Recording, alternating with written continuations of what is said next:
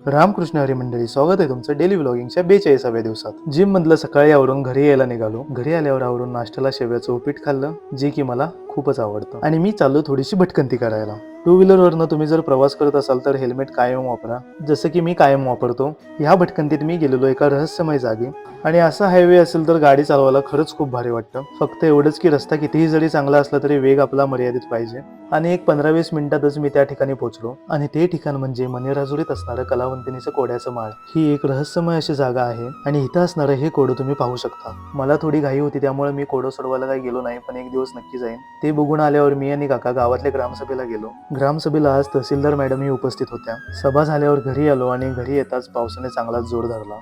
आज एकादश होती, मग दुपारी खिचडी आणि दही खाल्लं, आणि संध्याकाळी परत कवट्याकडे जायला निघालो। कधी एकदा गेलो आणि सगळं सामान आणलं असं झालं नाही। मग मार्टमध्ये गेलो, जे पाहिजे होतं ते घेतलं, आणि गप घरी यायला निघालो। मित्रांनो, आजचा व्हिडिओ कसा वाटला ते कमेंट करून सांगा। व्हिडिओ जास्तीत जास्त शेअर करा, तुमच्या भावाला सपोर्ट करा, जाताना फॉलो तेवढं करा। उद्या भेटूया अशाच एका सुंदर व्हिडिओत। धन्यवाद।